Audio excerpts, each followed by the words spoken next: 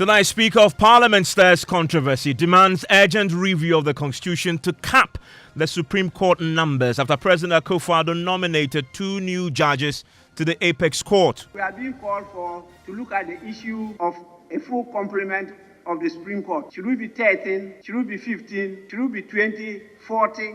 Or 100. I'm urging you to look at this issue during the constitutional reforms or to pass legislation. We have details from Parliament on the day the Speaker walked out former Environment Minister and MP for Sefiyoso for alleged rude commentary on the matter. You represent the good people of Sefiyoso. I represent the whole country. Please, Marshal, take him out of the house. Marshal, take him out of the house.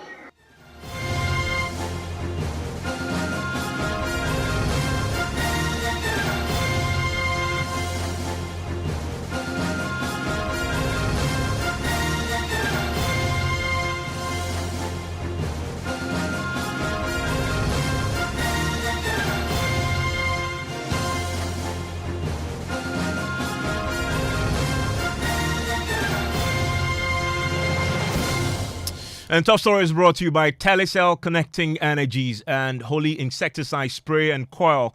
Enjoy a holy sleep. I want to take you to Parliament right now where there is controversy tonight as the Speaker of Parliament, Adam Babing, has been pushing urgently for some legislative reforms to cap the number of Supreme Court judges still being appointed to that Apex Court. The Constitution provides that there should be at least 10 judges of the Supreme Court, but there isn't an upper limit. The Speaker's comments today follows the nomination of Justice Sophia Benasco-Esa and Professor Richard Frimpong upon to the Supreme Court by the President. We'll get more from him pretty shortly. I want to bring in my parliamentary correspondent, Kweku Asante. On the day the Speaker walked out a member of Parliament, pretty unprecedented indeed, because of his comments on this very matter after the Speaker himself had allowed this matter to progress with his own preliminary comments, which the Member of Parliament had objected to.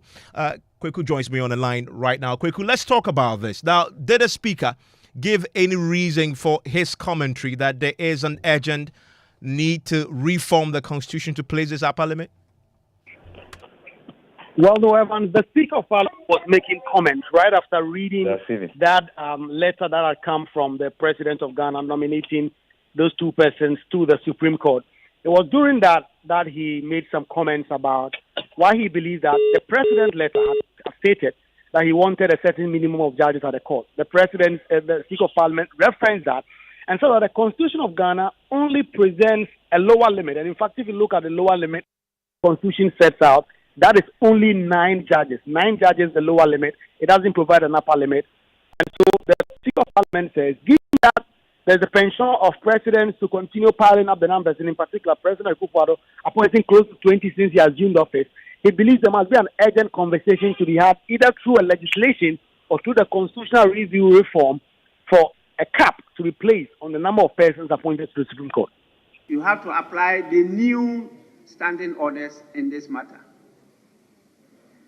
And as we proceed on recess, I expect that the committee will sit during the course of the recess to consider these nominees. Any time we resume, we will consider them on the floor of the House to see whether there is any full complement that they want to make sure is maintained. Which full complement I am not aware of. And so we are being called for, through this letter as a House, to look at the issue of a full complement of the Supreme Court. Should we be 13? Should we be 15? Should we be 20, 40, or 100? It's for this House to decide. And I'm urging you to look at this issue during the constitutional reforms or to pass legislation to give an upper limit as to how many can be at the Supreme Court of a country of 33 million people. And what was the reaction to this from the floor? I'm interested in what the minority side have been saying to this. Well, as the Speaker of Parliament was making these comments, there were a lot of comments going on around the chamber. If you look at Article 128(1) of the Constitution, that says the Supreme Court shall be comprised of the Chief Justice and not less than 9 other Supreme Court judges.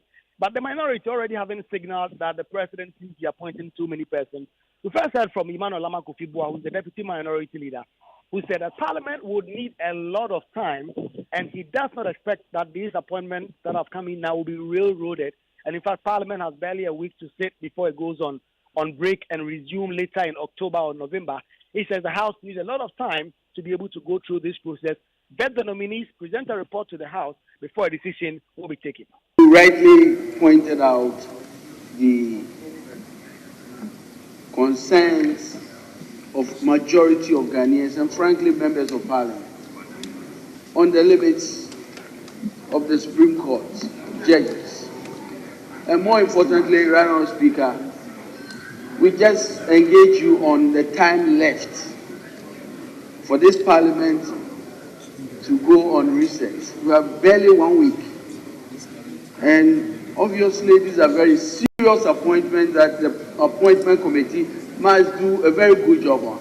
And so clearly, the point you made, in addition to the time we have, so necessary requires that this cannot be considered in this particular session if we want to do a good job. Because practically, we are talking about a week and a half to this serious office. He said we should come back during the vacation. And so, honorable, the initial concerns we have.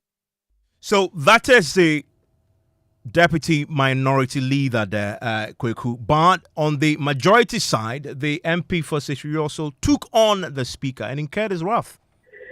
Well, yes, according to the Member of Parliament, it was said that the Speaker of Parliament had the right to see the things he did. The Speaker of Parliament did not take kindly to that. He ordered the Marshal in an unprecedented fashion. In fact, I've been covering Parliament for all this while. It's never happened. And the text have also made that it has never happened that the Speaker of Parliament will actually walk out and get the Marshals to walk out a sitting Member of Parliament. With respect to your chair, these preliminary remarks you are making are prejudicial, and I believe that as representing the good people of Sevi also, it doesn't lie in your mouth to remind us of the things that you said. Thank you. This is a completely rude remark, and I can send you out of the House now.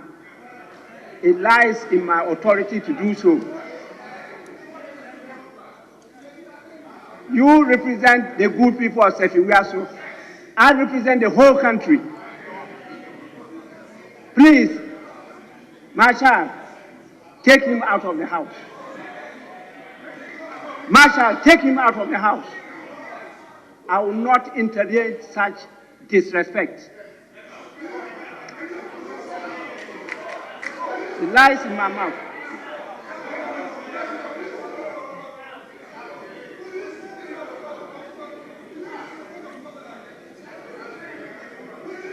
And Kweku, I'm very curious. The Marshal, how did he actually go about doing this, considering that this has never happened before? The Marshal walked close to the Member of Parliament. The Member of Parliament himself had already picked up his stuff. He was getting out. He got out of his pew and bowed at the mace. And he was a bit slow in going because there were a lot of commentaries there. The Marshal then holds his hands and tried to force him out of the chamber because, of course, it was delaying time. The Speaker of Parliament was keen, watching, looking at them, giving the instruction to the Marshal to walk out the Member of Parliament. So at some point, the Marshal held the hand of the Member of Parliament, a former minister, a cabinet minister, pushed him out of the chamber. The Member of Parliament then resisted, threw his hand about, but he obviously then just walked out of the chamber. And then the leadership tried to talk to the Speaker about how to handle this and all that. So those were the scenes in the House today. What have been the reaction of MPs to this? Well, the leadership, we understand, are going to take this matter up and conversate with the Speaker and have an understanding. But an NDC MP who is willing now to go on record, because most MPs being their colleagues, they do not want to go on record. They want leadership to deal with this. But the NDC MP for Yusuf Sulemana says this is a matter that leadership must deal with, and he believes it must be dealt with expeditiously. Matters of this nature, sometimes we prefer that they are handled at the internal level. Okay, it's an unfortunate situation, but I think that leadership should be able to resolve it. Then we move forward. the unity of the House is very important. And so if you ask me whether the Speaker is right or is not right, I would say that let's see what happens within the next 1 or 2 days. It will be resolved. Thank you. Have we had any reaction from the majority leadership? Hello, Kweku. Yes, Evans. Have we had any reaction from the majority leadership to this?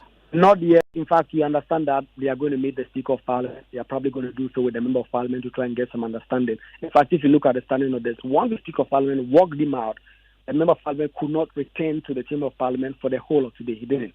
And so we expect that tomorrow he may do so. But before that, the leadership will try and get some understanding with the Speaker and try and calm the tempers in the House. Kweku, we reached out to this MP in question, who'll be joining us pretty shortly. Says, well, he's gone home and he's resting at home now, and that is where he is right now. The question is whether he'll return tomorrow or not, as his leadership side try to get the Speaker's attention on this particular matter and register for more protests. We're watching this unfold very closely on the floor of Parliament.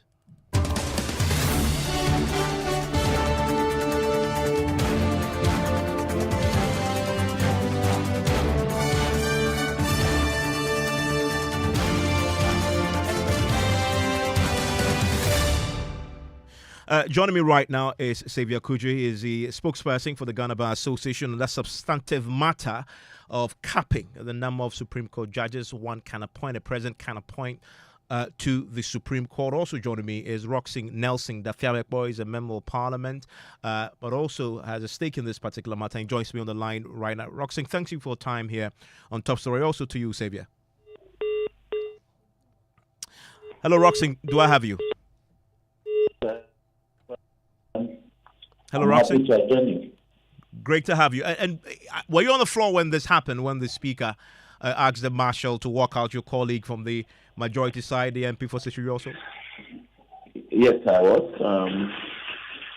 It was in respect of a report sort of directed at the Speaker after the Speaker had raised the germane matter of whether or not we should consider discussing the issue of placing a cap on the number of eligible persons to serve on the Supreme Bench of the Republic of Ghana. You're a member of Parliament yourself. You agree with the Speaker's actions today? Yes, pursuant to Standing Order 127, I think so. A disorderly conduct on the part of a member will attract the Speaker's wrath, which will come in the form of a reprimand, or which will come in the form as we saw today, Speaker asking the Marshal of Parliament to walk a member out. That is the severest form of it. What it means is that some background work will have to be done for the member to be admitted. But pursuant to our standing orders, particularly I believe Rule 3 of Standing Order 127, the member will be walked out and will not return to the member for the rest of the proceedings for the day. And it boils down to how you define disorderly conduct. He was just raising a subject on the floor, challenging the Speaker's preliminary comment on the matter. Does that constitute disorderly conduct? It was not even a challenge, because for you to say that, Speaker, with all due respect, it does not lie in your mouth to just make a comment or to comment on the issues that you have just raised in that manner to the Speaker deciding over the House qualifies within the terms of a disorderly conduct. And so if the Speaker applies the whip, I think it's in order. He's a senior member of the House.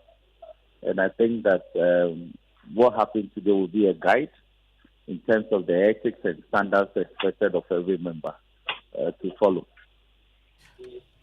And there's a view expressed by some members of Parliament. I recall even speaking once upon a time to your former minority chief whip, Muntaka Mubarak, who accused the Speaker of Parliament of being a dictator, a tyrant. And there are views that strongly held by others that he's treating Parliament and parliamentarians as children and is acting as an overlord. What's your view on that? I don't think that this feeds into any such perception. the conduct of the member was honestly disorderly. Disorderly in the sense that if a conduct such as that is not checked, and it's not checked by the chair, then other members could be attracted to respond in equal measure, and it could create chaos. So the remedy provided by standing orders is for the Speaker to ask the Marshal to walk the member out. And that was the measure the Speaker exacted. And almost immediately, it brought bad discipline to the floor. And so the Parliament, by its own standing orders and by its own rules and procedure, have so many remedies for such situations.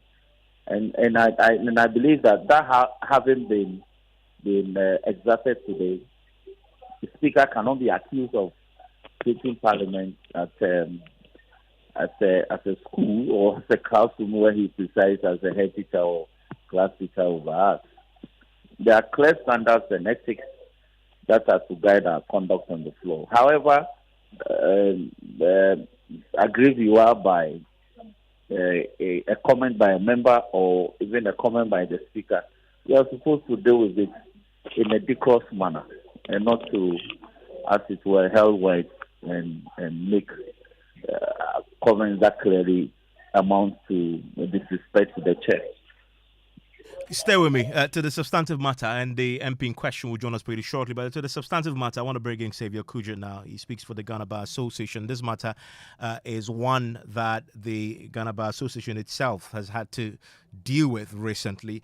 And Xavier, so two more judges now, from the communication that we had from the Speaker, have now been appointed, gone to the constitutional process of consulting. And also on the advice, as we know, the constitutional process lays out, the Speaker is raising the issue again about placing a constitutional limit on the total number of judges that one can appoint to the Supreme Court, the President can appoint to the Supreme Court.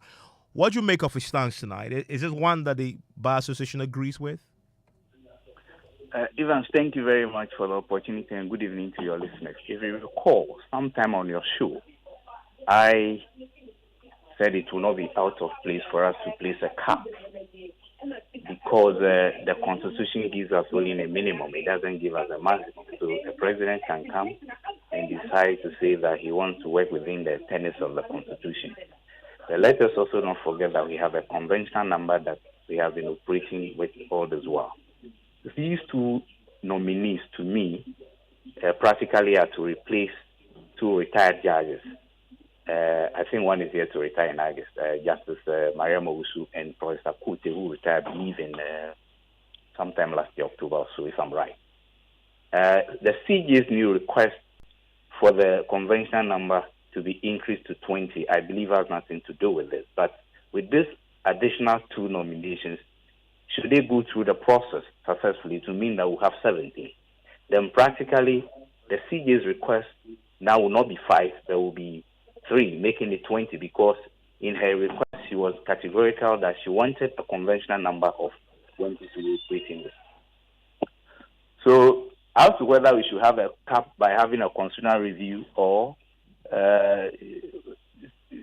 to do some other to use some other means to have it, I think it's a public debate that we'll have to have in this country. And I'll ask your thoughts on that. What approach should we adopt to arrive at that conclusion, where you stand on what the limit should be? 15? Is it 10? Is it 20? Please stay with me. I want to bring in a member of Parliament today who, in debating this particular matter after the Speaker had raised some preliminary issues with the two nominees that the President had placed before Parliament, got into trouble with the Speaker and was walked out.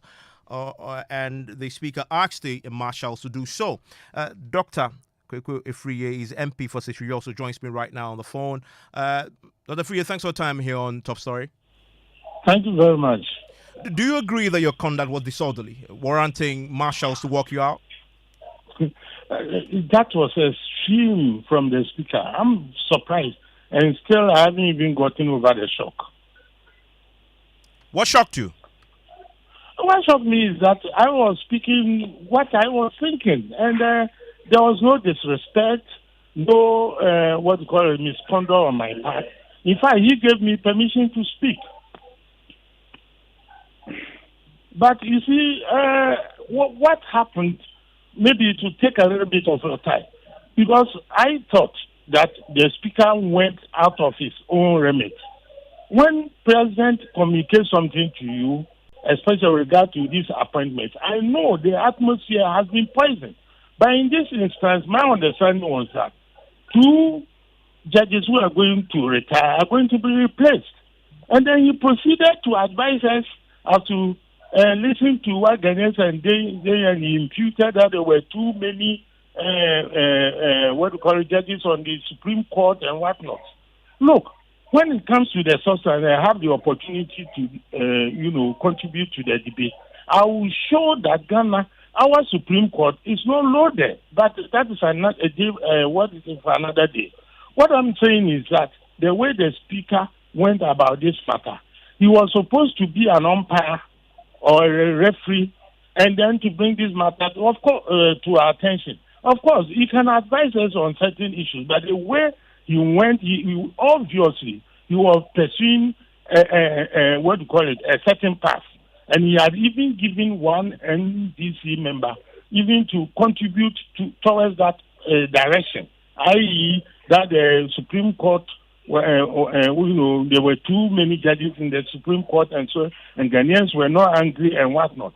That thing, he should have left it to us, or maybe he should have called us in a private decision and drawn our attention to it. I don't think I take strong exception to that, because he should be the speaker, he should be the umpire. And while it was a premature debate that he himself had started, and I don't think it doesn't lie in his remit to do the things that he was doing. Be that as it may, that's an opinion. So appropriately, what happened was I approached another prem to bring the speaker's attention to some of the things that is being doing. And this is just by one example. I could give you a litany of so many issues that has come to the floor that the speaker maybe forgets himself and participates as an MP. And then also our rules and procedures, he obviously doesn't stick to them. But me, I want to stick to this matter, which is at hand. So I just went and sat down after conveying my feelings to my leader. But he obviously saw from my countenance that I wasn't happy with what he was doing. So he invited me. You see, the convention in Parliament is that if even you say some negative things and the speaker doesn't, you don't speak into the mic and or you will not be called by the speaker, it's nothing. And I was not insulting him. I was saying that I was telling Eugene, I believe, MP for Subi, that what the speaker, what he's doing is not exactly right. Then he gave me permission to talk. So I told him, like you have all heard and witnessed. Then he said he took it as an affront. I don't see this as an affront. Well, it says your conduct was offensive. I mean, telling him, for example, that he's not entitled to the views and it doesn't lie in his mouth when he's giving you an opportunity to speak. Yes, because I was saying that is my opinion. As an opinion, so you even a strong way. I've seen several parliaments debates going on. And if I say it doesn't lie in your mouth, have I insulted somebody? Huh? If you are Has and Kotoko, if you are playing and you are the referee, and you are me, I belong to Has. I want the whole world to know. And you are teaching Kotoko people how to look at the goalkeeper, how is it, and how to. You think we should sit down? But this thing, I don't see. If you say it does not lie in your mouth, tell me what is wrong with it. Yeah, well, I was raised in the Oman's palace. So you see, let me say this in peace. Akukoni, Adechi Ohun, so or Chema, your friend saying, Akukoni, Akuko Bidia, Adechi Ohun. So I'll try Makukoni or Boko Kroko and Sana or announce it to be. What I want to say is that, look, we all know and we all even sympathize with the speaker that his job is difficult. But for heaven's sake, of late, a lot of the things that he's been doing, they are not good. I'm suffer any penalty for it. After all, what? So what I'm saying is that today I was sent out for no good reason. Well, when you were being sent out, from the report that I got, you appeared to resist the marshal doing I his job didn't and resist. sending you out. You see, that is where interpretation is wrong. The marshal wanted to walk me out quickly, and I told the marshal that, look, me, let me do something for Ghanaians to see. So I got closer to the speaker and bowed to him. That in spite of what has happened, I respect his chair. Go and look at the clip. You see how you people are misinterpreting it. I was raised in Nana Kojo in his palace, and I respect institutions. So so that I will not be seen as somebody who disrespects institutions. I went and bowed to him. You see the interpretation. I resisted myself. I didn't. I wanted to bow to the speaker and the chair. So when the marshal held your hand and was moving you along, you just simply wanted to go and bow to the speaker before you left. And I did. I've seen the clip, and I bowed to the speaker and the chair, especially the chair that he sits in. You take my way. Go and look at the clip. It was so important that I did that because, you see, when I was trained in the Omahine Palace, when there's a controversy like that, you have to show humility. You have to show that so that you don't leave anything to misinterpretation. Well, look at in some perverse way. Look at how you are even interpreting it. You talk about humility. Yes. Why didn't you show that in the first instance when the speaker gave you the opportunity to speak to him and address him on the matter? No. As for the matter, dear, we are contesting. If you contest something, why should you see, that's what Ghanaians will conflate issues. Look, let me say, with all respect, I have disagreed with my president before. The two presidents have said. No, but I do it with decorum and with all the antecedents, things that I will speak my mind. That's me. That's what I mean. I have been insulted. Tell anybody to point out me opinion. I'm saying that my opinion is that this thing that he was preferring, it does not lie in his mouth to say that. I can even be wrong. I will be humble enough. But he has no reason to do the thing. His response was extreme, was wrong. And Ghanaians should see it that way. What do you plan to do about it if it's extreme? Pardon? What do you walk me out. Well, he walked you out. You say yes. You say it's extreme. What do you plan to do about it? Pardon? You say it's extreme. What do you plan to do about it?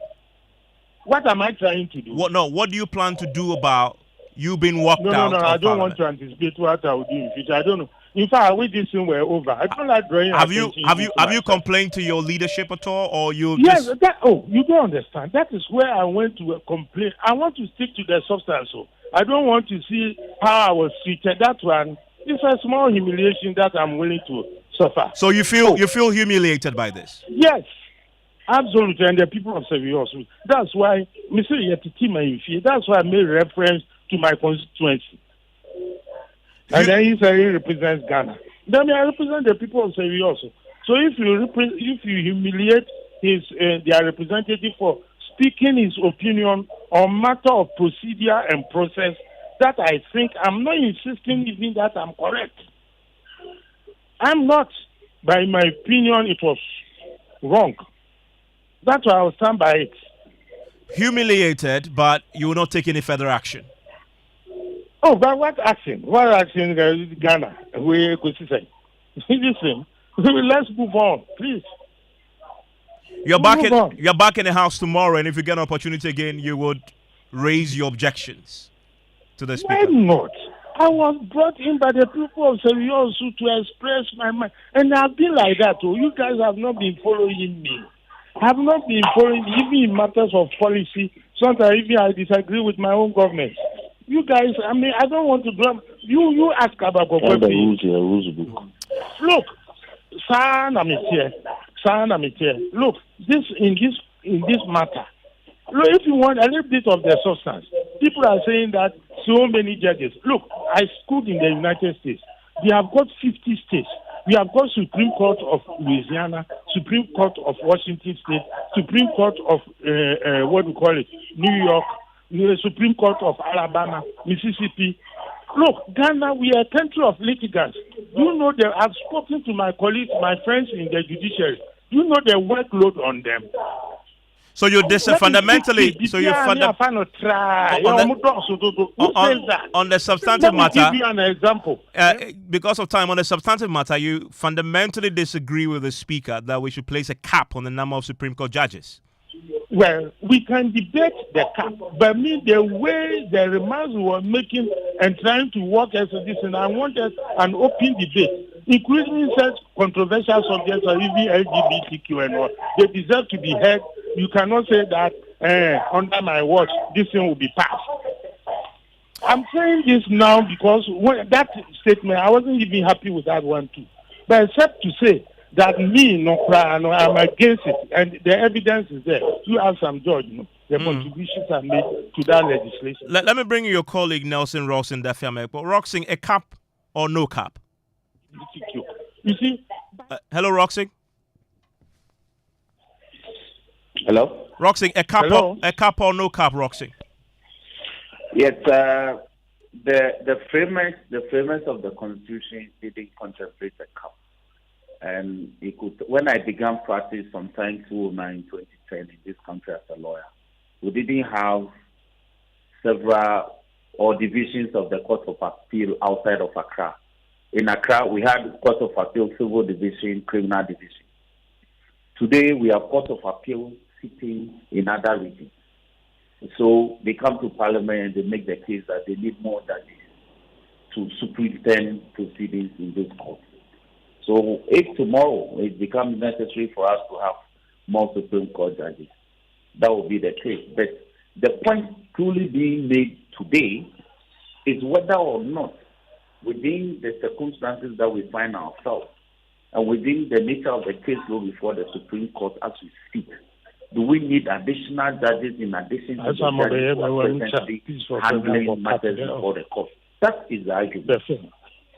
And so for me, I'm of the view that we don't need Supreme Court judges as we speak. And two, hello? Hello? Yes, I can hear Roxy. Yes, and two, the recommendation by the Chief Justice to the President is, with all due respect to the Chief Justice, erroneous. The Chief Justice is the chairperson of the Judicial Council. So if there's any recommendation in terms of nominees to the President to be appointed as judges of the Supreme Court with prior approval of Parliament, it has to come from the Judicial Council. So if the CJ had names to propose to be considered for purposes of appointment to the Supreme Court, she ought to have made those recommendations to her own committee, which is the Judicial Committee for Consideration, and not to write directly to the President. That is where the arguments also have been in this matter. Roxing, thank you very much. And from what we understand, this is something that Parliament will have to deal with. And I still have with me a spokesperson for the Ghana Bar Association. Xavier, on that subject, though, where do you stand on what the cap should be? First of all, do you believe there should be a cap? Yes, in a sense, because if you look at our recommendation that we gave when the CJ's request came, we said that based on the workload, if we agree to do the conventional number of 20, then every 10 years we have to review the workload. If need be, we add some more. If there we no need to add, we remain the way we remain where it is. So for me, we must have a national debate on this. I don't say that, seriously speaking, we need a constitutional amendment, because don't forget the Constitution sets only a minimum for us. And I don't think that we should restrain ourselves in such a way that anytime we want to increase the number, we'll have to do an amendment. As a people, I think we have to agree on a certain number and put in place certain modalities going forward, so that if circumstances are right for us to make an increment, everybody will know that is ready for us to do that. Sabia, thank you very much. And Sabia Kuja is the PRO for the Ghana Bar Association. Earlier, had Dr. Kwekwe Friye is the MP, also who was walked out of Parliament today on the orders of the Speaker. A marshal held his hand and ushered him out. Nelson Roxing Dafemekbo is MP for Sadai. Still to come here on News Night. Special prosecutor set to open formal probe into questionable contract awarded to local firm indicted by Auditor General to purchase $34.9 million worth of ambulance spare parts for National Ambulance Service. How on earth will any minister who loves the country, who values value for money and due diligence, after this audit report, and all of us are giving copies of this audit report? Anti-corruption campaigners are demanding full disclosure as Auditor General reveal how government awarded the contract to the company that did not exist. Also tonight, calls intensify for the arrest and prosecution of the two suspended persons described as the principal architects of the Ghana-Norwegian imposter Paralympics team visa scandal. We'll get to hear from some of the athletes who say they are disappointed. It is the right call and in the best interests of our sports. I believe if that happens, it would just make other people stay away from that. We'll get to hear from the ranking member on the Foreign Affairs Committee who says this will have an irreparable damage on the already eroding image of Ghana if the culprits are not made to face the full rigors of the law. Previously, you were extended courtesies, you are allowed to jump the queue so that, whatever you are going to do, you can, get done with it quickly and return to your parliamentary duties. All of those privileges are gone. Also tonight. Tonight, NAT Council staged a walkout of meeting with Deputy Education Minister over failed distribution of one teacher, one laptop promise. I was attacked by my teachers because I'm the one they voted for. The shocking aspect is that the vice president is preaching digitalization. What is digitalization without laptops for teachers? Wherever the laptops are, we need them immediately to enable us do our work well. Otherwise, we will be doing shabby work in the classroom. We'll get to hear from the teachers who've given government a one-week ultimatum to begin the supply of these laptops. In business, first set of policy measures aimed at growing small businesses are expected to be a major focus area in mid-year budget review. And in sports, the Ministry of Sports rise to the defense of Ghana sports, insisting the visa scandal involving the fake Ghana Paralympic team does not reflect the dedication and integrity of the Ghanaian athlete. Later, we focus on thirsty communities in our ongoing series. We'll take you to the northern region where women are compelled to bring their own water to the Chips compound when they're going to give birth. A severe water shortage hits Tamale Metropolis and 3 other communities up north. I had to bring a gallon of water, but it wasn't enough. I had to go to some nearby houses to beg for water to help them take care of me. You want to stay with us for that and more or here on News Night. Plus your comments 05511119997. Details after this. Couldn't sleep at night. Mosquitoes will be whining my ears, bugging me all night long. Till I got a remedy. Now I'll be spraying them away with holy insecticide spray. Me I go spray them away with holy insecticide spray. When I sleep, me dana mada with holy insecticide spray. Holy mosquito coil, holy multi-purpose insecticide spray. Dana kron kron. For bulk purchase, call 0302 681582. This advert is FDA approved. The era of playing small is officially over. It's time to scale up and evolve. It's time to connect with opportunities that unlock bigger possibilities. Whether you're a startup with a big idea or a company ready to shake things up, Telecel is your partner. This is a world where partnerships thrive, visions become reality, and goals are achieved. We turn sparks into flames, dreams into realities, because when energies connect, incredible things happen. Transform your business ideas into success stories with Telecel Business. Choose from a wide range of products and services tailor-made to drive your business. Call 0302-334040 or email business@telecel.com.gh to sign up today. Telecel Business, connecting opportunities, connecting goals, connecting businesses. Telecel, connecting energies. Thanks for staying with us here on Newsnight. We start off from the issue about the spare parts for these ambulances, up to $34.9 million, a contract which was signed in the dying embers of the exit of the former Finance Minister, Ken Ofori-Atta. Well, tonight the special prosecutor is set to open a formal probe into that particular contract awarded to a local firm indicted by the Auditor General to purchase $34.9 million worth of ambulance spare parts for the National Ambulance Service. Well, that 2022 Auditor General report had indicted the service, and that's the Ghana Auto Limited, following services they had rendered to the National Ambulance Service, which the Auditor General had raised serious red flags about. Well, despite the damning findings, the company was awarded a $34.9 million contract. Well, MP for North Tongue, Samuel Okujeto Ablakwa, has tonight filed that formal petition he talked about this morning to the special prosecutor.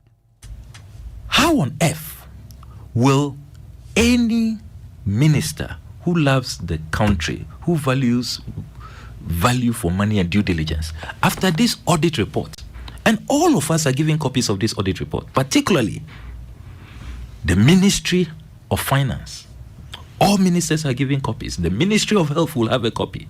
All MPs were giving copies of this audit report. The audit report is still available online.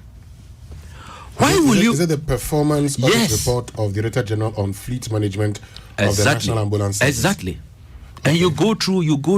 There was even a recommendation that this company pays back money to the state. That is how damning the report is. Now, after all of this, what we expected is that this contract will have been abrogated so that you look for some better company. There are so many auto servicing companies in our country with impeccable track record. Instead of this, as usual, in the same modus operandi, let's hurriedly call our cronies, let's set up something, and no competitive process. I bet you if it was a competitive tender process, this company would be nowhere near this transaction. But you see, what even makes my tummy, ache, and I'm just sick and depressed, is that when you break it down, $34.9 million is $113,000 per ambulance. I went online, and today you can order fully equipped, brand new Mercedes. Up in my write-up, I've put up a number of websites that people can go to and check. You can just Google the cost of a brand new ambulance. So why are we spending $113,000 on spare parts when we can actually get a brand new, fully equipped ambulance? And that there is Samuel Okujeto Ablakwa, who has tonight filed a formal complaint with the special prosecutor. We'll get into that pretty shortly, but this is against the backdrop of that Auditor General report in 2022, also about the same company in question. And my colleague joins me in the studio with more on this. James, let's get into that. The National Ambulance Service itself is one entity that was indicted in this Auditor General's report for giving contracts to this particular entity when they were not part of the contract and MOU they assigned with 5 garages already. What did the Auditor General find then? So the Auditor General found out that from January to August 2022, the ambulance service engaged workshops outside the 5 listed workshops, as you have mentioned, and those 2 workshops are Luxury World Auto Group Limited as well as Service Ghana Auto Group Limited. Those are the 2 they have engaged, and they did not refer the maintenance works to the accredited companies. Now, the procurement of these workshops was not in accordance with PPA regulations, whilst the absence of an MOU with the Luxury as well as Service Ghana Auto meant that the ambulance service and these service providers had not defined obligations on service delivery. Now, in addition, records from the Registrar General's Department reveal that Service Ghana Auto was registered on 24th of April 2020. Therefore, from January to April 2020, when the ambulance service referred maintenance works to Service Ghana Auto, it was not a registered company with the Registrar General's Department. Now, details on Mercedes-Benz Sprinter and all of that have been provided by the Auditor General. Furthermore, Service Ghana Auto was registered to do business in the sale of motor vehicles, motor vehicle parts and accessories, and not maintenance work, as the ambulance service have got into that contract with. Thus, they don't have the expertise and skills to do what they have been contracted to do. That's according to the Auditor General. Now, this was evident when the Auditor General visited and inspected the workshop of Service Ghana Auto, which had one staff of the ambulance service at the workshop in Accra and 2 staff at the workshop in Kumasi who specialize in air condition or electrical works only. That according to the Auditor General. And so they are saying that that contract is outside the 5 companies that have been signed MOU with earlier, and the services they are rendering is not part of the work they are supposed to be doing. And the Auditor General goes further to elaborate what the government did in an attempt to regularize, although monies have been paid to the company when they had not been registered. For example, he says 8 months after doing business with this particular company in question, Service Ghana Auto Ghana Limited, and 5 months after the company was registered, the Ministry of Special Development Initiative, now Special Development Initiative Secretariat, on 10 September 2020, signed an MOU with Service Ghana Auto Group Limited, with the National Ambulance Service being a key witness in that agreement. So there was this period when they were not registered, and yet they were being paid with taxpayers' funds. Exactly. The government then regularized that and then gave them an additional contract. Now, if you look at the further issues that the Auditor General raised, it references a breach of the MOU itself. In fact, it says that MOU with Service Ghana Auto Group Limited, quote, did not inure to the benefit of the National Ambulance Service, and says that it quotes a clause 1.3 of the MOU, which was signed with them, stipulates that Service Ghana Auto Group Limited shall provide all necessary labor, professional, supervisory, and personnel required to perform maintenance services at the National Ambulance Service workshops. Proposals made by the company to qualify for the contract to provide services presupposes that the company had the complement of staff at the workshop needed for all works required. But the Auditor General found that they didn't actually have the staff. Exactly. And that the staff that were actually servicing the ambulances were staff of the ambulance service themselves, which Service Ghana Auto engages to work on the ambulances, and then they provide invoice of the work done and charges the ambulance service and take that amount of charges of work done from the ambulance service when the staff are on the payroll of the ambulance service and are being paid by the National Ambulance Service. For instance, when you trace one of the work they have provided, the Auditor General states that the staff worked on the ambulance in Kumasi, sent the invoice to Service Ghana Auto Limited, who now added their own charges to the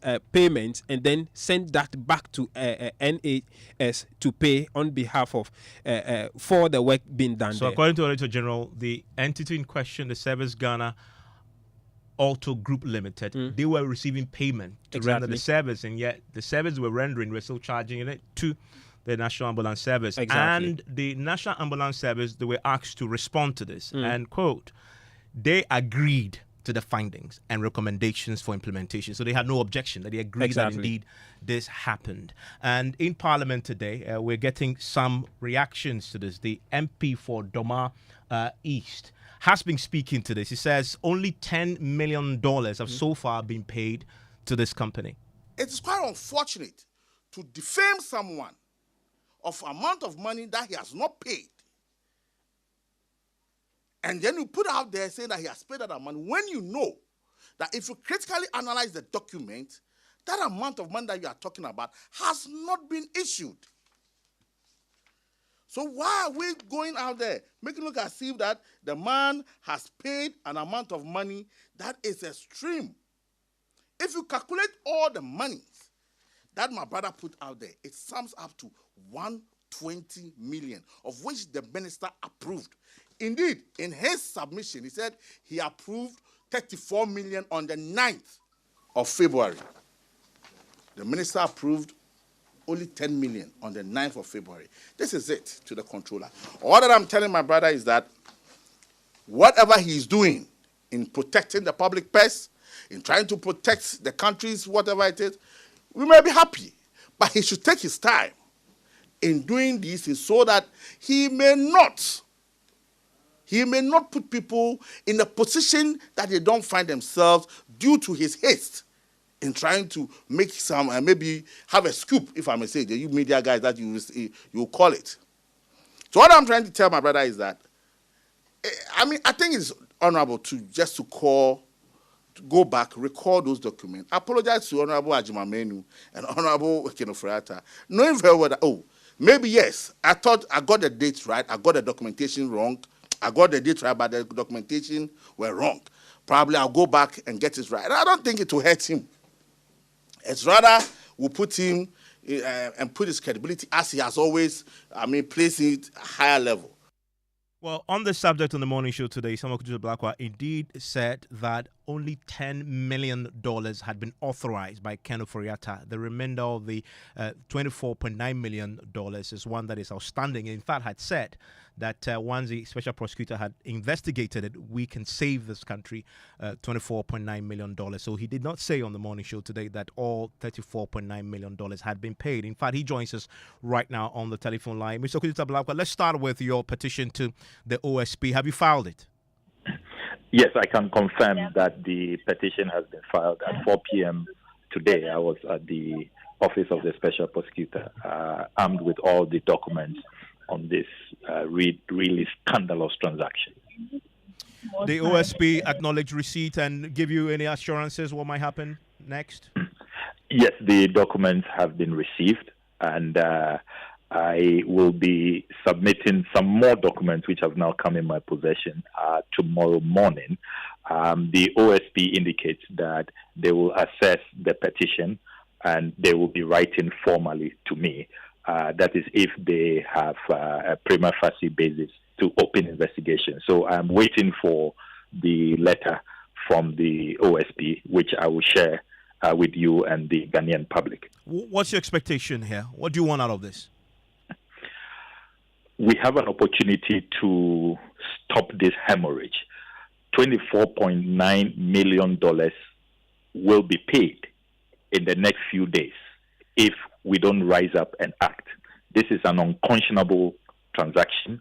Already, this company receives very prompt payment for all the shoddy and shady things they do.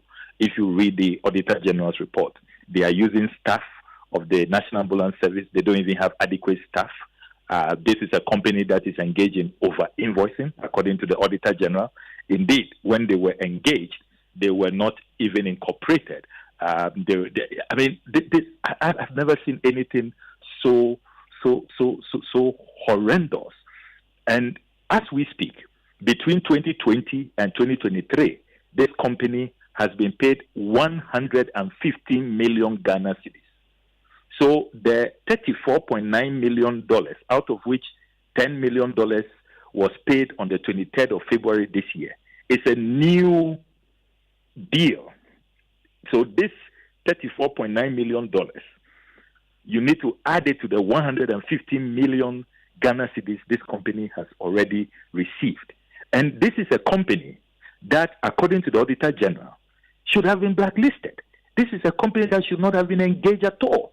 And management, the National Ambulance Service, accepted all the recommendations. And we went through that very copiously, that 2022 Auditor General's report. Let me ask you, just before you came on, you had your colleague, Doma East MP, say you must call the individuals involved and apologize to them because you got some of the facts wrong here. Are you willing to do that? Which fact? He should have pointed out which fact I got wrong. He claimed that you had said that monies have been paid to them and that only $10 million have been paid. That's exactly what I said. He should go and read my write-up. He should listen to my interview on the Super Morning Show this morning. I said that, and that is why have I rushed to the OSP? I'm trying to save Ghana. $10 million out of the $34.9 million has been paid. But in the next few days, if we all do not rise up and fight this, $24.9 million will be paid. That's what I'm saying. I've been consistent. I'm speaking to the documents. Look, that intervention was really needless. I don't know what my good friend, the Honorable and Prechum is talking about. I will advise him to rather take his time. He can call me if he doesn't understand the issues. I'll explain it to him. He should not be rushing to speak to matters that he knows next to nothing about. We want to protect the public purse. We want to save this country. The Auditor General has put out damning findings which confirm the fears we have.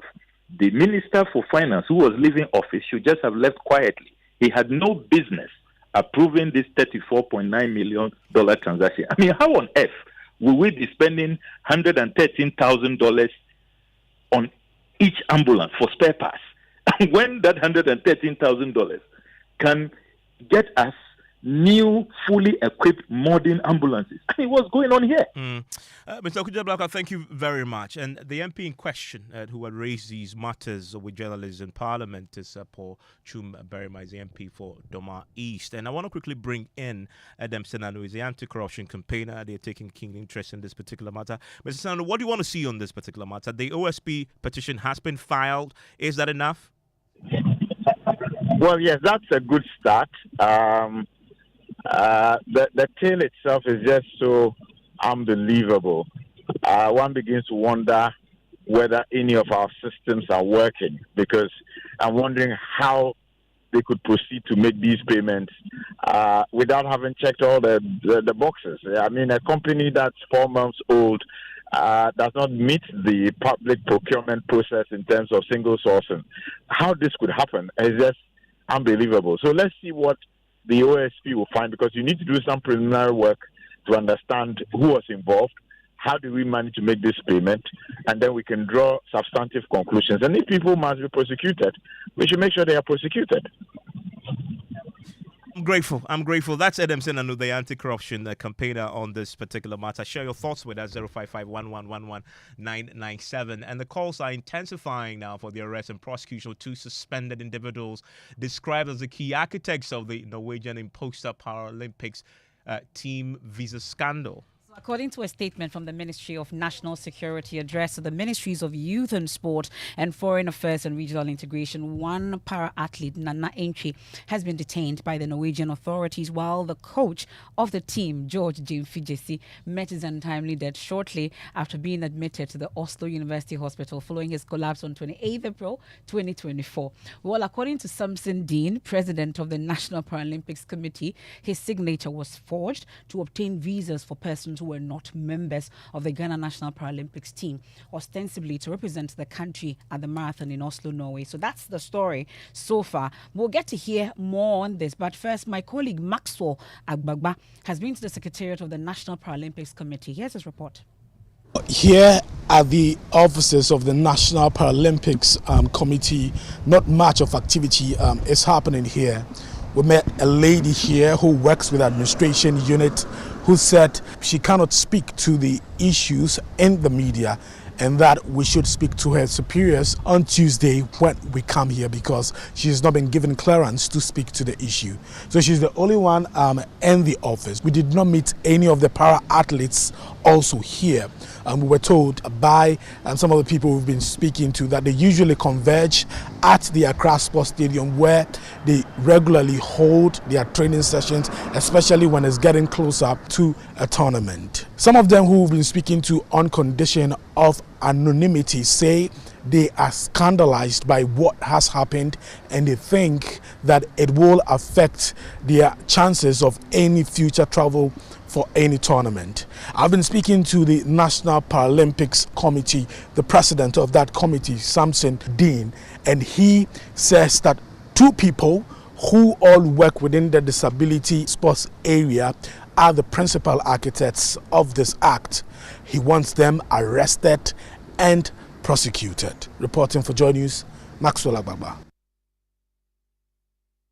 That's what Maxo Agbagba found when he went to the Secretariat of the National Paralympics Committee. Well, we can hear from President of the National Paralympic Committee, Samson Dean, saying that his signature was forged by two people he says are associated with the para-athletes. We engaged, we checked, and then we realized that the letter was written, forged. They forged my signature, forged my letter, and applied for a visa for some people who are not athletes. Who are they, the they you refer to? Theodore Mauli Viwoto, who is the former Secretary General of the Ghana Amputee Football Association, and Ernest Eisi, who is the founder of NST Foundation. Upon reaching out to them, we asked them why, how they got my signature and how they got my letter. They indicated one of the persons who are listed in the letters that I have forwarded to you, called Adongo, is the one who found my letter, forged all the signature. And for that matter, these two officers who have one way or the other their associations in development of disability sport has since yesterday been suspended from any activity which is a Paralympic or disability sports in the country for now. You know, we've also been speaking to some original members of the National Paralympics team and expressed the frustration and the teams and the disappointment about the incident. They emphasized that this has caused irreparable damage to the team's reputation and a potential negative impact on future opportunities for legitimate athletes. For up-and-coming para-athletes like myself, it becomes a bit worrying because, you know, you feel you want to grow your career and then see yourself out there. And then you hear some of these things and you know obviously it's going to affect you and then your future dealings going forward. So obviously it was a bit worrying. Yes, I believe if that happens, it would just make other people stay away from that, and especially when it comes to matters of people with impairments like myself who are engaging in sport. I mean, it becomes a bit worrying when we hear some of this news. So if they are brought to book, I believe it will send the right this thing across. We do sacrifice a lot for the nation, and we being paid with this negative comments. My family too are very, very, very sad hearing all this while we know I'm at home and with this fake news circulating all around the world. Yeah, we are very disappointed with what they did. Very, very disappointed. Both my family, friends, and everybody was disappointed that the actual team is preparing for the game and they've not yet been called together. But somebody at one place together so that the Paralympic team are going to Norway, because we don't have any competition in Norway, because the qualification has already been done and the athlete has been selected who has qualified for the games. You know, they need to be punished for doing that. The people who forged the president's signature and applied for the visa for people that are not part of the disability group or the MPC, they need to be punished for doing that. We've also been hearing today from the former ranking member on the Foreign Affairs Committee in Parliament, Samuel Blakwa, who has been detailing how previous similar incidents in Ghana involving individuals traveling abroad and visa fraud is now having an impact on bearers of diplomatic passports. We have suffered considerable reputational damage. It's going to take a lot of effort to undo this damage. Remember that not too long ago, we had the Australian visa scandal, quite similar. We haven't fully recovered from that. And all the monitoring we did at the level of the Foreign Affairs Committee, it was clear that the Australians then tightened their visa requirements. We now have a situation where even diplomatic passport holders are no longer extended certain courtesies across various embassies. Because apart from Australia, there has been the case of Reverend Victor Kusi-Boateng, who was issued a diplomatic passport in another name, Kwabena Edu-Gyamfi. And so there are members of parliament now who are reaching out to me that, look, we have put in an application with our diplomatic passport. It's taken us years. Previously, you were extended courtesies. You know, you are allowed to jump the queue so that, you know, whatever you are going to do, you can, you know, get done with it quickly and return to your parliamentary duties. All of those privileges are gone. Then this comes to add to the mix. So you can imagine if even diplomatic passport holders, members of parliament, are now facing these bottlenecks. You can imagine what ordinary passport holders will face. The scrutiny is going to get even worse. When you arrive, you manage somehow to be considered, and you arrive. your treatment at the airports, the surveillance. And already in Europe, the latest reports we have is that the cocaine menace is back, and there have been a number of cocaine arrests, and the European authorities have been in total bewilderment how our security at KIA could not arrest these smugglers, and it had to take them, the latest one being the Belgian authority.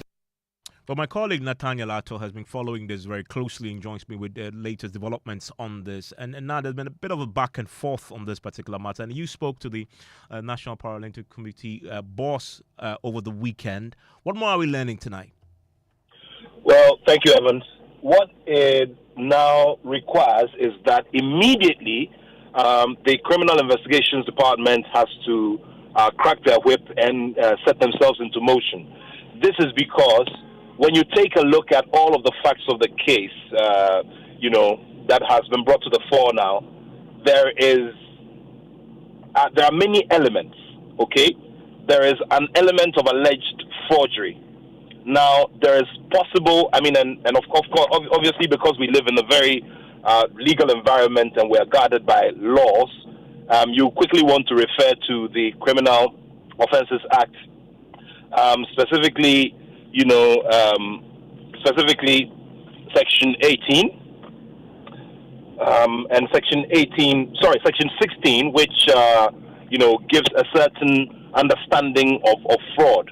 Also, there is a possibility that there is a certain level of conspiracy and there's a certain level of abetment as well. So there are many elements that need to be defined fully based on investigations that are expected to be conducted by the Criminal Investigations Department. Even more so, Nat, when we've heard from the Samson Dean, the National Paralympic Committee president, who says he's reported this to the police formally. Very well, very well. And, Evans, this also, has been said by previous contributors to this matter, I've been monitoring. There is an even bigger problem or an even bigger worry for a nation that is trying its best to put the, sport at a certain level in terms of our competition and in terms of our relevance and in terms of our national pride. Now, we are coming on the back of a successfully organized African Games competition. We're coming on the back of organizing the very first African Paralympic Games in the world's history. And now these little incidents that happen, which eventually blossom or eventually metamorphose into big issues, then come to mar the beauty of all the hard work that has been done. I am reliably informed that the National Paralympic Committee President, Samson Dean, who also happens to be the president of the African Paralympic Committee, has done a lot of advocacy, has done a lot of making a case for Africa. And there's some good news that is supposed to come regarding collaborations between the city of Accra and other cities when it comes to organizing highly recognized Paralympic events. And this matter has to be investigated properly. All the culprits have to be dealt with in accordance with our laws, and it has to be put behind us so that we can enjoy the full benefits of these collaborations and all the prospects that we have as a nation that has successfully organized the very first edition of the African Paralympic Games. Now, thank you very much. And I want to hear from you, 055-1111-997 on this story as it unfolds. And George Affe is here with the latest from the world of business. Hello, George. Hi, Evans. And coming up in business, fresh set of policy measures aimed at growing small businesses expected to be a major focus area in media budget review expected to be presented tomorrow. And the economist Dr. Ishmael Yamson raises concerns about government's high level of short-term borrowing and impact on debt repayment. The business news on Newsnight is brought to you by MTN Business. Welcome to the new world of business. Kingdom Books and Stationery, Synthesis Tanks, and Pepsodent Herbal and Charcoal. Son, we are so proud of you for setting up this hospital. I really love those hospital beds and waiting chairs. By the way, did you import them? No, Dad, I didn't. I actually got them from Kindle Books and Stationery right here in Ghana. Wow. We also bought our office supplies, safes, executive desks and chairs from Kingdom, and they gave us expert advice on how to set up our office. Guys, that makes 3 of us. I also got our sofa and bedroom sets, plus our dining hall furniture for our new home from Kingdom. Wow, Mom, that makes 4 of us. I usually get my stationery items from Kingdom, and my teacher also mentioned that our classroom furniture was provided by Kingdom. So there you have it. Whenever you're thinking about setting up an office or acquiring furniture for your home, etc., Kingdom Books and Stationery should be your first point of call. With over 40 years experience in the industry, we stock and supply a wide variety of globally sourced office and home furniture, stationery and equipment. Visit our head office, Osu Akwaje, or our office near the Osu Stadium. We're also in Tema Community 1, opposite Olam SHS, Kumasi KNUST campus, UCC Cape Coast, and now at the Marina Mall, Airport City. Or call us 0302 764101, 764209, or 762792. Visit our website www.kingdomgh.com.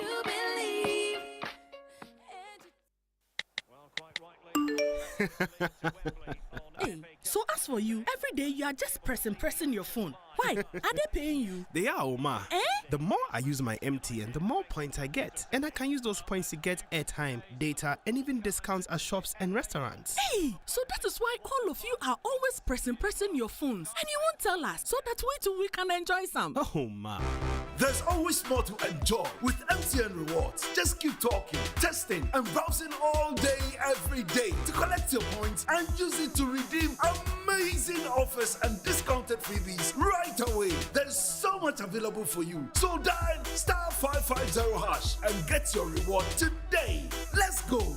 Everywhere you go. Kweku, have you heard what they are doing on MTN?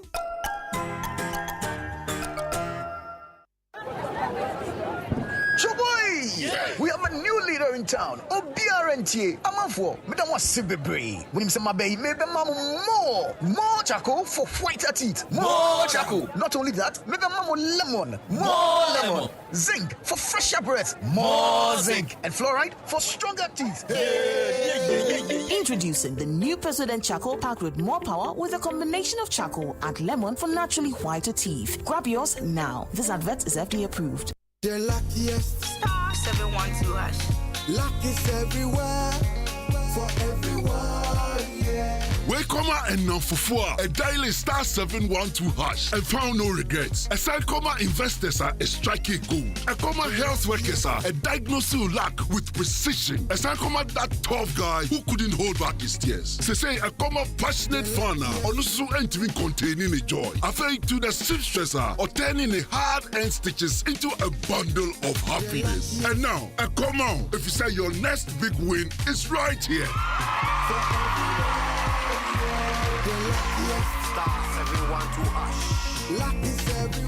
Dial *712# and join the luckiest winning celebration. From the 1st of July 2024, dial *712# to keep buying tickets as a group, individual, or even as a community. Win loads of cash and prizes in the community draw or go for the grand draw on the 30th of November 2024. Unlock your luck with *712#. Join the winning streak now.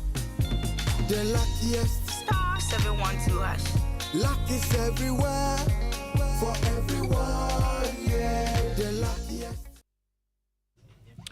Welcome back to Business on Newsnight. Now, Finance Minister Dr. Mohamed Amin Adam is expected to roll out some fresh measures aimed at growing small businesses in the country. Now, this was captured in the statement issued by the Finance Ministry at the mid-year budget presentation tomorrow. There is more in this report. The Finance Ministry in a statement added that the mid-year review of the 2024 budget will also highlight budget implementation for the rest of the year and the possible review of proposed policy aimed at growing the economy. It will also look at status of implementing some key government programs and revenue measures. The Finance Minister, Dr. Mohamed Amin Adam, will also update Parliament on some extra expenditure control measures, as well as financing adjustment based on the half-year performance. Government will also use the presentation to update the public on the status of the IMF program and progress of its implementation. The Finance Minister, Dr. Amin Adam, is doing this presentation because the country's Financial Management Act requires the minister to update Parliament not later than July ending of each on the progress of the 2024 budget that was presented in November 2023. And that is a business desk report. Now, meanwhile, the Association of Ghana Industries is pushing for policies that would help grow businesses for the next 5 months of this year. Dr. Humphrey Yimdaka is president of the Association of Ghana Industries. The policy should be consistent with the general developmental agenda, which might be a number of years ahead, 5-10 years. But if that policy consistency could run that period of the developmental agenda, then that particular product line or sector will see a significant change. I bring this up because currently we are where the GIPC seeks to review a number of its laws. And looking through the number of reforms or amendments they've tabled to Parliament, it runs counter to some of the intentions of the current government. And therefore, that should be looked at before the next government takes up. So this is part of the policy consistency. I will also seek to see the IMF document indicated the structural reforms advancing. It does suggest that the structural reforms are not considerably at the speed that we need to bring about this change and transformation. Dr. Humphrey Yimdaka is president of the Association of Ghana Industries. Our economist Dr. Ishmael Yamson is raising concerns about government's high level of borrowing on the short-term market through the treasury bills. Now, this is coming at a time that government, over the last 2 weeks, missed out on its targets. Not just last week, it was able to raise its raisement or funds raised was 1.44 billion Ghana cedis short.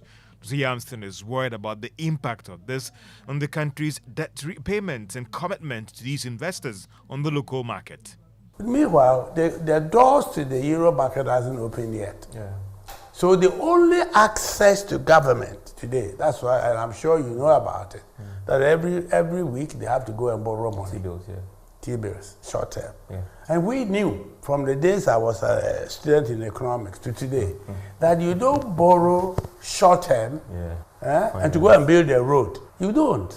So why are you getting the money for it? Then you turn around and tell me, oh, but by the way, the economy is doing better.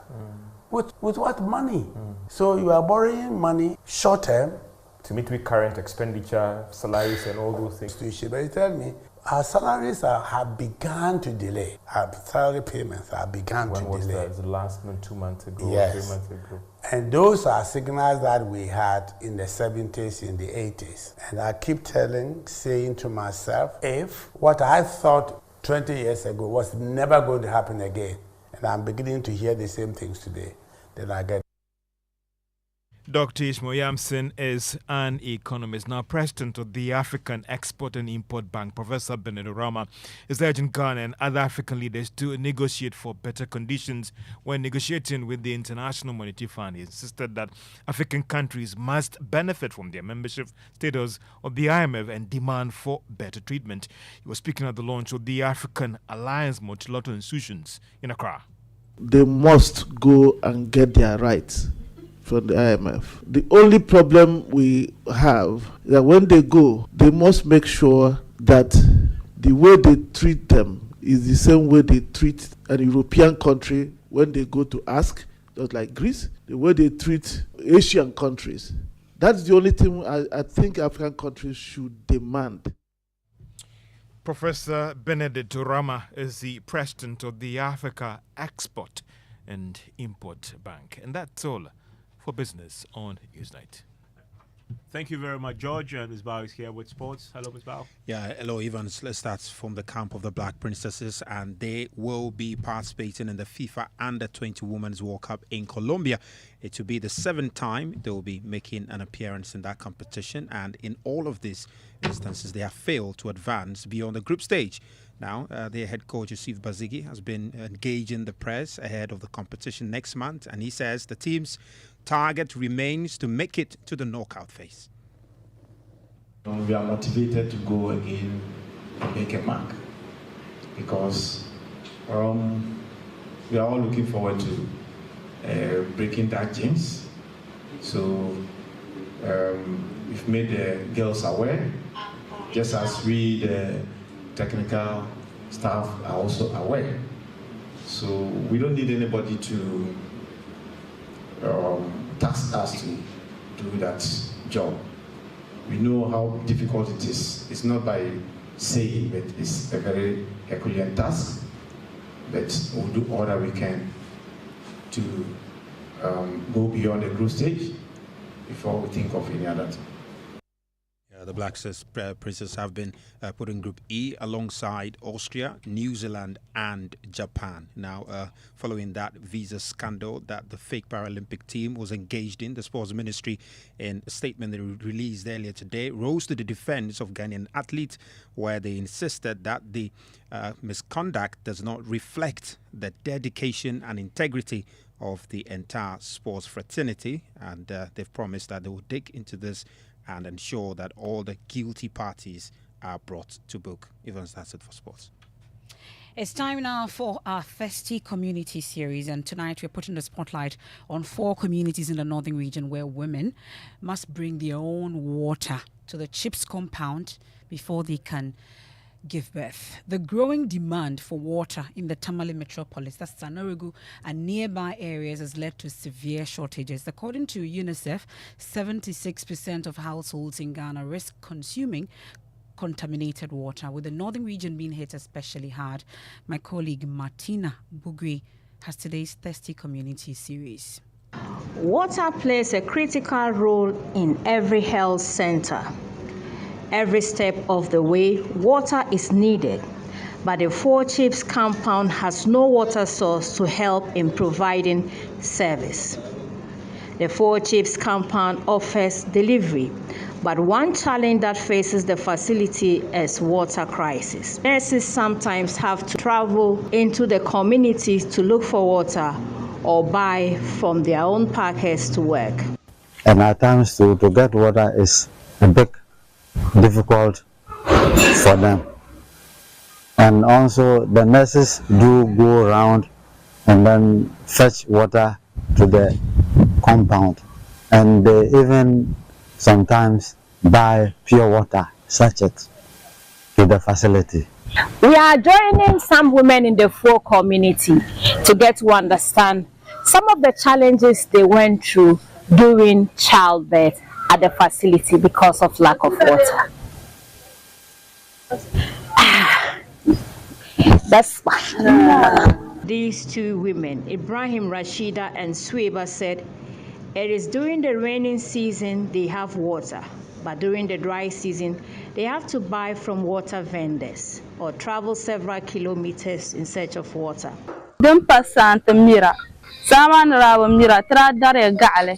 Until recently, when the rain set in that we have water, when I went to give birth, I had to buy water and send to the facility.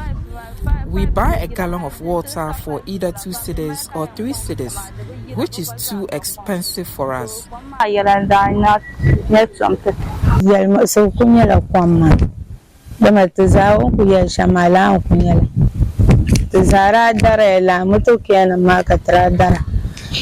In this community is water. Until the rain set in, we don't get water. We had to engage tricycle operators to fetch for us, and that is very expensive. The immediate past assemblyman for the full electoral area, Abudu Abdullah, described the water situation in his community as damning. The issue of water crisis in my community It's very damaged. The community was having a public pipe, which we depend on. And then it came to a point, this pipe is not flowing, this pipe is not working again. Well, let's bring in Martina Bugui to paint a broader picture about the situation for us. Martina, so how dire is the situation when it comes to water supply? Now, for the four community, for the past 2 months, they haven't had water.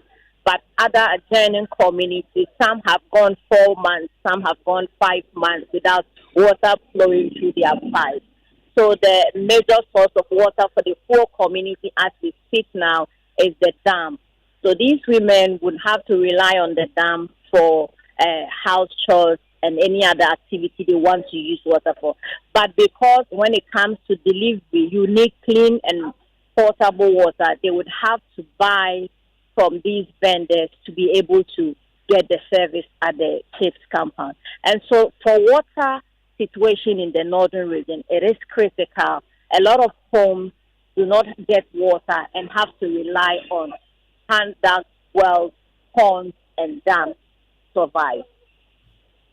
That's my colleague, Martina Bugu. We're hoping to get some more answers from authorities in that regard. So, because it's worrying that if you're going to give birth, you have to take your own water before you can do that. That's concerning. But let's turn our attention to education now.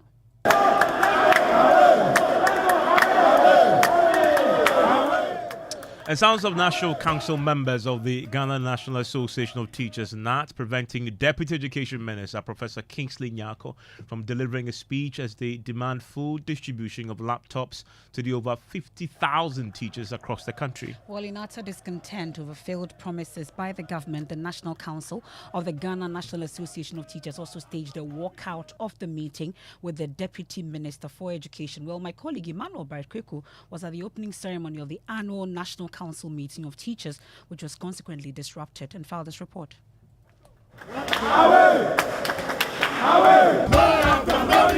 Some teachers and members of the National Council of the Ghana National Association of Teachers booing the Deputy Minister for Education, Professor Kingsley Nyako, at their annual National Council meeting in Kumasi.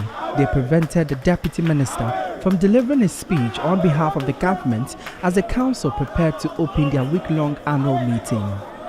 District Chairman of NAT, Ifijakwa Abre, Safo Sapon, is spokesperson for the group. Over 2.5 years now, some of our members have not received their laptop. As a result, the three teacher unions declared a strike on it, among other pertinent issues. The National Labour Commission, NLC, serving as a mediator, gave government June ending to honor its part of the contract by supplying the outstanding. Today, 22nd July 2024, there are still over 50,000 laptops left to be supplied, mainly some teachers at the KG, education officers, and the Arabic teachers, and some of the primary school teachers too. The NAT District Chairman of the National Council, which is the second highest decision-making body, has staged a walkout of the statutory National Council meeting in protest against the outstanding laptop against the national leadership and government. NAT and two other teacher unions in March this year embarked on a nationwide strike to demand better service conditions. According to the teachers, the absence of these laptops is adversely impacting teaching and learning, especially in remote areas. Some of the local leaders have suffered near attacks from their members. I was attacked by my teachers because I'm the one they voted for and I'm the one they know as their chairman. They even attack your personality. The shocking aspect is that the Vice President is preaching digitalization. What is digitalization without laptops for teachers? Wherever the laptops are, we need them immediately to enable us to do our work well. Otherwise, we'll be doing shabby work in the classroom. The group has given the government a 1-week ultimatum to commence processes of distributing the outstanding consignment of laptops. For Joy News, my name is Emmanuel Bright-Kweku. And you can catch the full report and more, plus reactions on this particular story on Joy News Prime. It will be on the Joy News channel at 7 p.m. There's more when you log on to myjoyonline.com. I was going to say living word. This up next. Because of midday, huh? Yes. Anyway, you really want to stay with us because right after we are left, we'll be joined by Nanansa Kwao, who has a very interesting topic indeed, sector by sector, episode 2.